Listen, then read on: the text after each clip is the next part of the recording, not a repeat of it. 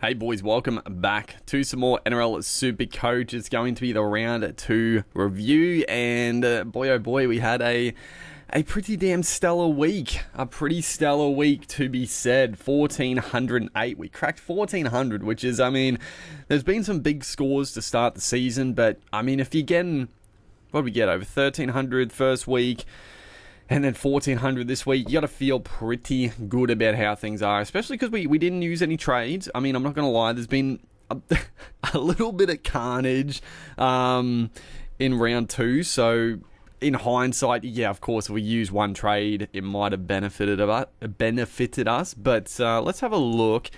How did we do overall? So yeah, 1,408, top 2%. And we have shot up to 4,500 overall in the rankings, which is pretty damn good. It feels good to be, up near the pointy end this early on. Obviously, the early rounds you can fluctuate pretty damn quickly. So next week we could have a shocker and drop a bunch, but it's good to fight our way back up, because last year we just couldn't make big ground. And it just didn't get a roll on for us. So it's good to be up in the 4.5 overall, 4.5k overall. Hopefully we can maintain and just have a solid year. Try to make some good trades and get our captaincy right. That could have been nice as well. But yeah, let's have a look at the overall for the team. And I'm not gonna lie, we had a bit of luck. I can't deny. Luck, but also most of them we were going to play anyway. So Mamazula's 94 points. You can't believe it. So it's so funny because Sandon Smith obviously came out. Penrith, the Roosters' attack looked really good. Sandon Smith looked so confident compared to week 1. He was like the main orchestrator in a lot of their attacking plays. He looked really good, which is great. It's fantastic because now I feel pretty confident about playing Sandon Smith most weeks as my dummy half, because he's got the attacking upside, and with the flex, like if he goes with a stinker, then he probably drops out anyway. So it's great to see the Roosters attack look pretty sharp, especially against Penrith. That's probably the worst game I've seen Penrith play. Yeah, before they obviously went on their run. I don't think that's anything too notable. They were fucking awful. They were so bad in that performance. But the Roosters, to their credit, were very good. A lot of their young players stood up, and yeah, Sandon Smith was excellent. Obviously, it was a bit of a bittersweet moment, because I was like, damn it, I didn't play him. But again, it was like I was never going to play Sandon Smith against Penrith. So it was one of those ones. Obviously, had Mamazoulis to start, and literally the first couple of minutes of the game, he took a run, which I was like, you beauty, is he actually going to run the ball? Granted, he didn't run it too much more in the game, but he is a little try thief, and he got a try in the first few minutes. I was loving life, and then he got a try assist. He played the full 80. I'm pretty sure he played the full 80. I don't think he went off. I know Sullivan came on as just like I don't even know really where Sullivan was playing. It looked like he was playing in the back row, or like, yeah, I'm not really sure where he was playing, but great news that Mamazula is playing 80 minutes. So that, honestly, don't get me wrong, there was some decent scores. Tommy Starling looked really good again as well, but the fact Mamazula's got 94, like there's no reason to trade him out. And the fact, honestly, the bigger fact is that Sandon Smith, I'm really confident in playing. So I can just chuck Sandon Smith to start. Mamazula's, unless something drastic happens, I'm probably not going to play him again this year. And unless he continues the trend, maybe you do start playing him. But I'm happy to play Sandon Smith, and Mamazoulis can hopefully, he'll make some good cash now with that big 94. Hopefully the 80 minutes continue, and he'll be a good little downgrade or upgrade to somebody in quite a while. So dummy halves, the cheapy dummy halves somehow have worked out in our favour. The front row, oh boy, the front row, Jesus Christ, the front row is the new fullback apparently in Supercoach. Just massive scores. Obviously Terrell May, Horsburgh, locked keepers till the end unless something happens. But then you throw on fucking Tino came back with an absolute vengeance, 100 plus. Payne Haas tonned up without any real attacking stats. Looks like an absolute must-have. The only big gun that didn't really fire was Nrl Blake, which, I mean, to be expected. I still think Nrl Blake, compared to a lot of these guys, is still probably a bit behind, just because he doesn't need to do that much work, and the minutes are obviously down, so if he doesn't score a try, he's not getting like a Payne Haas sort of stat line. So, yeah, but the front row is, geez, dude, the front row is going crazy. So there is potentially some big trades to make there. I mean, Emre Gula, 50 points though. Like, I feel pretty good about having Gula. It's just the fact that, I mean, the other guys are tunning up, but, I mean, he's 300k, so he's going to make good cash. I honestly don't expect the role to really change that much. I know David Klemmer is at the club now, but I still think Gula, yeah, 47 minutes, 50 points. He's getting the odd offload away. I feel pretty good about it. Like, obviously, I'm not playing him at the moment. He's got the bye this week as well, but, yeah, I think he's going to make good money and potentially a good little stepping stone or downgrade option on the cards. The back row, a little bit underperforming for sure. So Olakau'atu, I mean, Manly had an absolute shocker. Olakau'atu just, yeah, didn't really get much involvement at all. 44 points. Jacob Preston, got to be honest, I'm a little disappointed with Preston. He got 66, obviously, but he did get a bit of a jaggy try.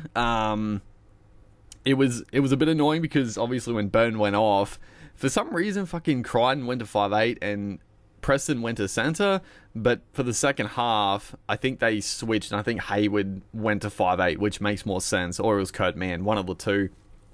But yeah, Preston just, I don't know, he's just not getting involved like I thought he would. Like, he's not really taking the carries like I feel like he did last year. He's still, you know, making a bunch of tackles and he still looks threatening when he gets the footy. But, yeah, I don't know. I'm happy to hold. Obviously, there's more pressing trades, but a little bit concerning. Just the lack of runs for Preston, but still, he got the try. He got 66. It is what it is. He is one of those guys that does score tries, so it's gonna happen. Nafahu White, 56. I mean, it's good. He looked really strong. I actually thought he would. I thought he would update a bit more than this, but apparently not, which is fine. He played 57 minutes.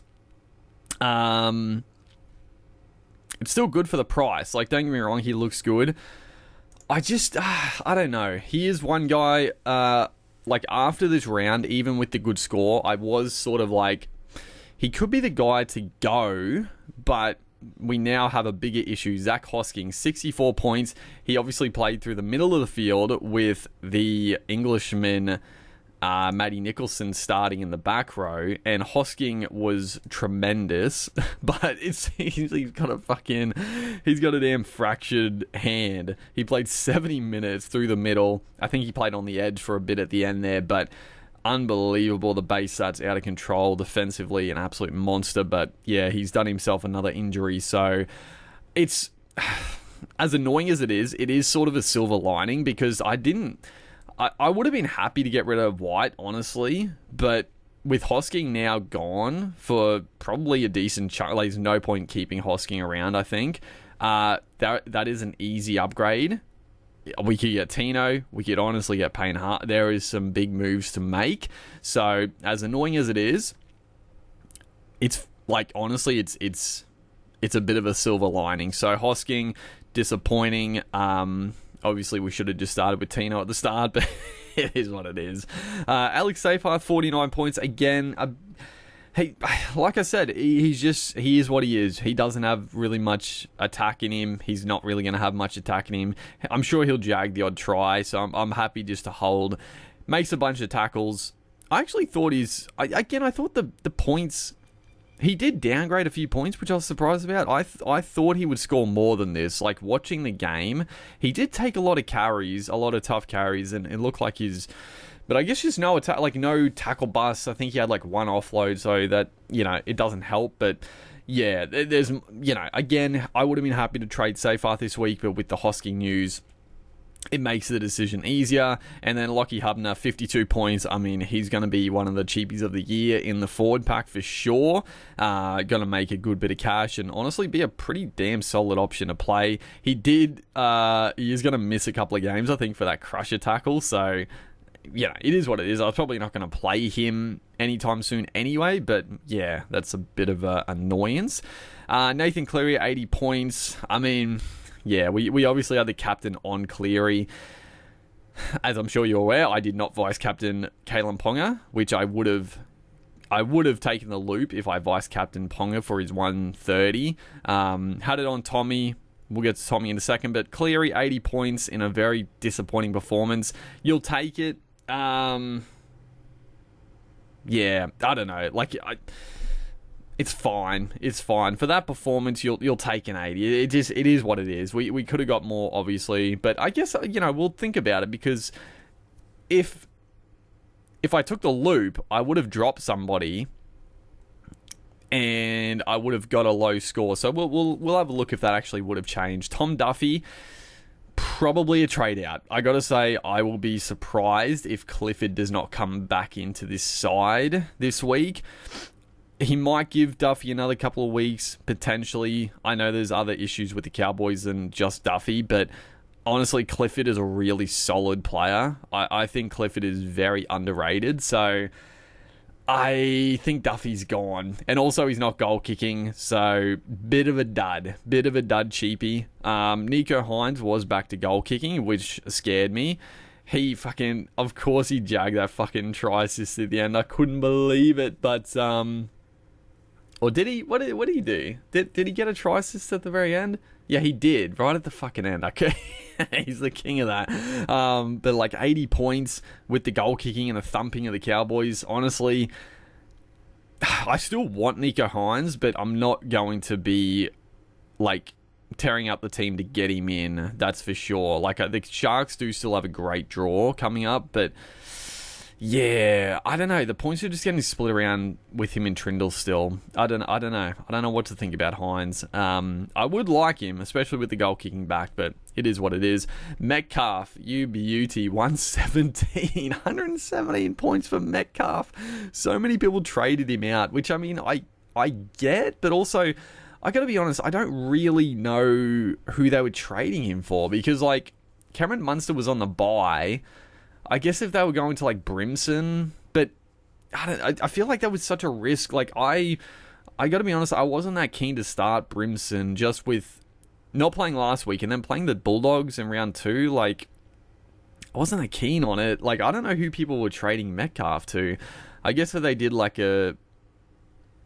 if they got in Hines, maybe if they put Metcalf to halfback, I don't know. There are options, I guess, but I was happy to ride Metcalf another week, and I was obviously going to play him. Honestly, it didn't really cross my mind not to play him. If I wasn't going to trade him, just with the upside, I was happy to play him, and he delivered big time, so thank you very much, Luke Metcalf. And then our boy Adam Dewey, 75 points. He had just a lot of attack. He could have been more. There were so many, potential opportunities missed. He had quite a few errors and stuff, but 75 points, you'll take it for sure.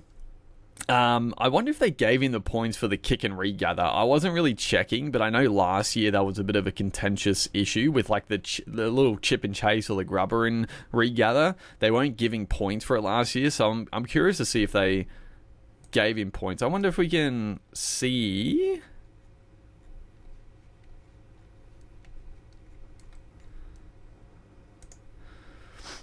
How do you see?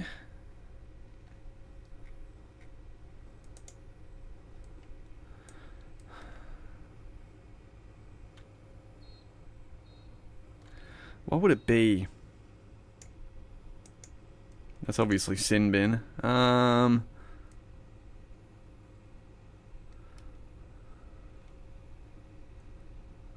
Hit ups. So he didn't get it. Come on, bro. he grubbed it through and got the ball back. Oh, come on. Absolute scumbags. Why would they add this stat in there if they're not going to give them the stat? I don't know. There was contention with it last year as well. Just like, yeah, some very obvious ones that you would think would do it but didn't. I don't know. There's probably a reason for it, but yeah, a bit of a strange one, but that's fine. And then a centre wing. You beauty. Ruben Garrick, I mean, you'll take 54 points when the Manly boys were fucking awful, so that's fine. Dylan Lucas, again, killer, 97. Greg Marju, 84 points without a try. I mean, he was an absolute monster. And then Tane Tuilpiki, 89 points. Oh, it felt good. I mean, Matt Calf was on, and then Tuilpiki. I got to be honest, before a bit of the carnage, I was still considering that I might trade out Tuilpiki this week because the Warriors' attack is still pretty bad to the edges. Like, I know they scored some points and Metcalf looked good, but they are not the Warriors of the last couple of years where their sweeping plays are dynamic with Nickel Clockstead at the back and hitting the winger. Without Johnson there, they just don't, and even Tamari Martin for that matter, like their attack it doesn't look very good, if I'm being honest. Like, it doesn't look slick, and they still very much prefer attacking to the left. I mean, Tuilpiki's try was just a bit of solo brilliance. Like, he got the ball off a bit of, nothing and just took off, scored, and then obviously he set up a try as well in the back end. So I was still tempted to get rid of him, but I think for now, like with the other carnage, I think we'll just hold him, which is fine. Obviously, Jackson Purdue, 36. I don't know what's going to go on with Purdue. Obviously, we have a potential cheapie downgrade. We can make a little bit of cash with Tamale.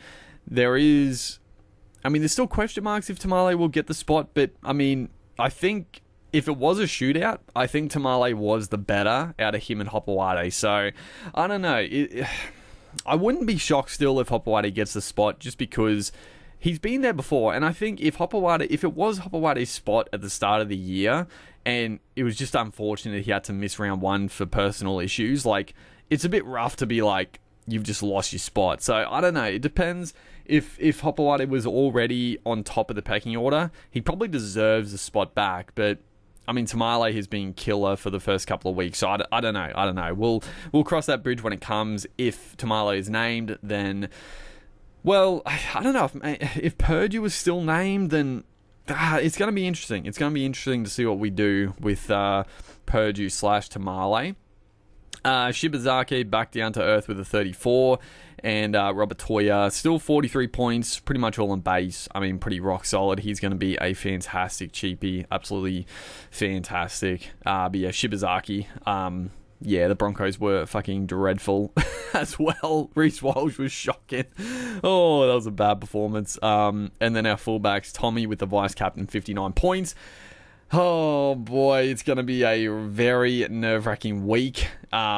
He's obviously cleared, apparently, of any major issue with the hemi, but he's still going to be touch and go, and he plays the fucking last game of the round, dude. Oh my god, I don't know. Oh god, I hope we get some good mail, because I don't know. I mean, I don't know. Like, the thing is, they're playing at 4 Pines Park, which is like, you want to have Tom. At the same time, with the hamstring niggle, he's every chance to fucking do it. Like, oh, it's going to be a tough choice. What you could do, though, I've got Tuilpiki. I mean, you got the flex as well. You could do all sorts, but you could trade, like, if Tom is ruled out, you could go just to, like, a Lehigh Hopewade. Lehigh playing at fullback is still sensational. So there's an option if you want to hold a trade and just hold Tommy. I don't know. It's gonna be tough because there's definitely some fullback options as well to pick up. Kalen Ponga absolutely on fire, 129.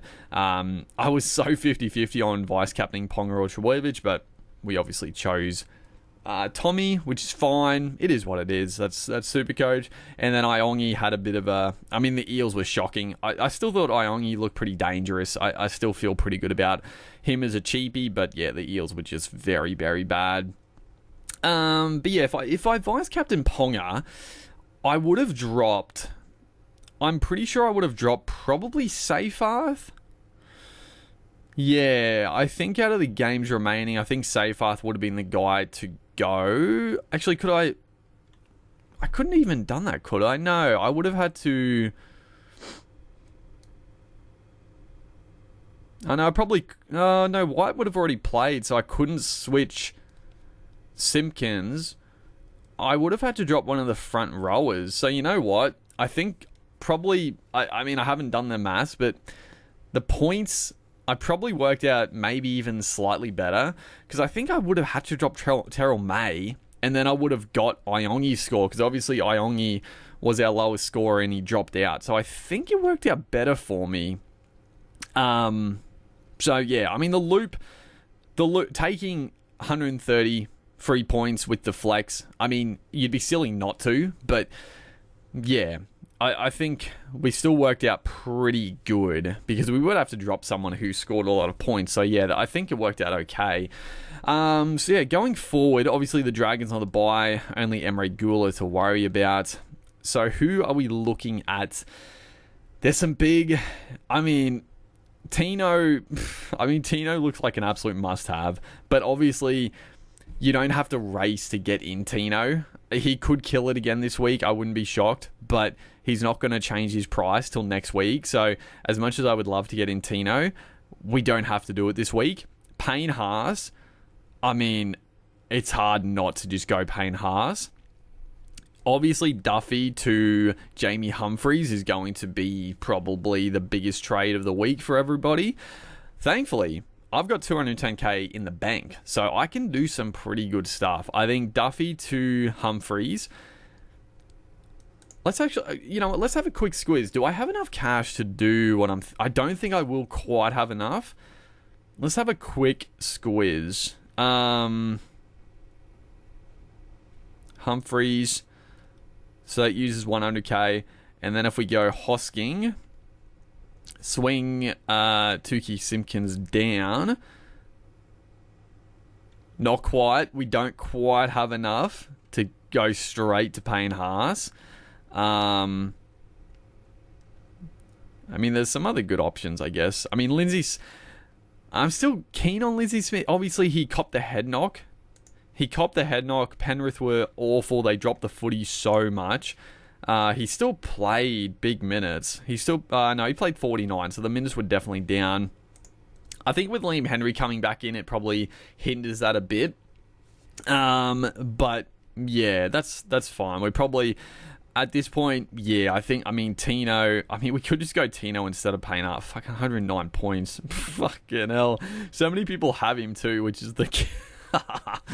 Oh, dude. Payne Haas and Tino. Tino is the value, but it's like, if you don't get Payne Haas, he's going to make a lot of cash. So it's like, yeah, but that's fine. So I think Duffy to Humphries, one trade. Obviously, we'll see what happens. Obviously, someone like a Jesse Arthurs is also very tempting. But then you've also...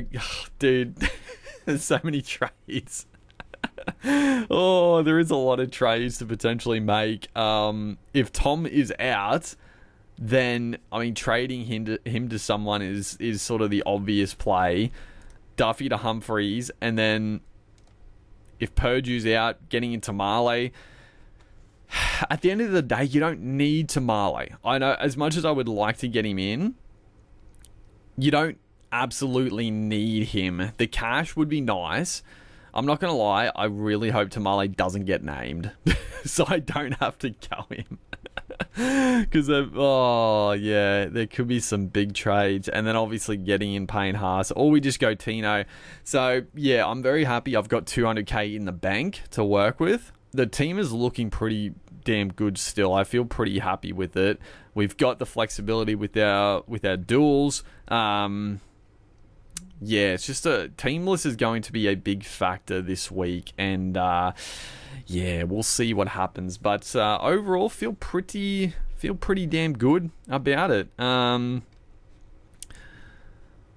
Most trade, we can already look at the trade out. Obviously, Duffy, Purdue. I don't really know why people I get Purdue as a trade out, but like if Purdue's named, I mean, I don't really know why you'd trade him out. I don't know. I guess getting in Tamale. Surprisingly, Tamale isn't one of the most traded in. I guess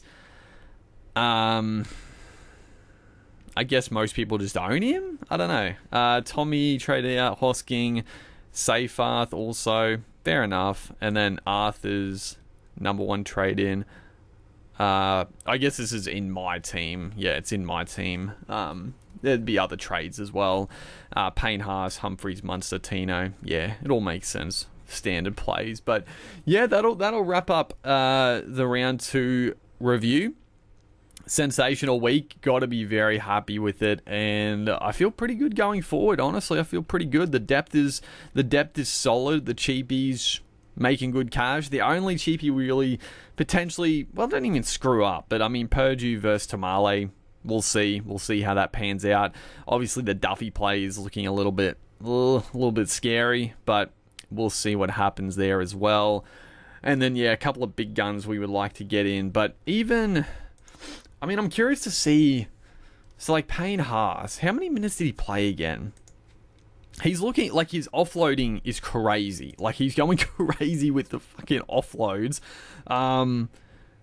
Yeah, okay, he played a few more minutes, but still nothing crazy. It's just that he's fucking offloading so much. Can you see the stats? Yeah, here we go. So, I mean, no try assists. What's that? Tackles. Heap more tackles. Not as many tackle busts. The offloads. Dude, 24 points in offload. That's crazy. What's that? Oh, ineffective offloads. Yeah, where it's like the deck. Hit ups. Yeah, I mean, like, you look at the stats, like, he had no attack. He had literally no attack, like no try assist, no line break assist. It was just bays. He's obviously going to get tackle buzz, and he's added the offload. The offload is the big thing. Like, it's huge. So I don't know what to think. Even fucking, where's Tino, dude? Where's Tino? Like, his offloading and tackle busting was crazy well. He kept offloading. I was like, stop, please. And then, of course, he had to score a try. I was like, of course, Tino scores a damn try. Let's have a look. Yeah, try. Heaps of tackles. Few missed tackles. Tackle bus. Ton of tackle bus. Like, what's that? 9 tackle bus. What? 8 points in offloads? They're saying he had 2 offloads? That seems way under. There is no shot. I feel like he offloaded it like at least 5-6 times. I don't know. Maybe there were a few where he like bumped off a tackle and passed it. No, he definitely offloaded more than that. But I mean, I'll take it if they dudded him a few points. Line breaks, hit ups. I mean, the man was a machine. The man was an absolute fucking monster. Yeah. And the big thing with Tino was just the bench. I mean, having Dave Fafita on the bench, like a back rower that came on in the last like 25 minutes. He's also a watch in the coming weeks when he drops some price. But with that type of bench and Randall as well, like, he's going to play big minutes. So yeah, there's some big plays to be made, but exciting. It feels good. It feels good to be like going on the front foot rather than having to sort of like, you know, really fix the team. Obviously, a couple of issues like Hosking's a bit annoying, but again, we did want to trade out somebody. He's just sort of put his hand up now with the broken hand, pardon the pun. And then, I mean, Tommy is the big fucking concern. I'm like, I don't know. It's going to be an interesting week, that is for sure.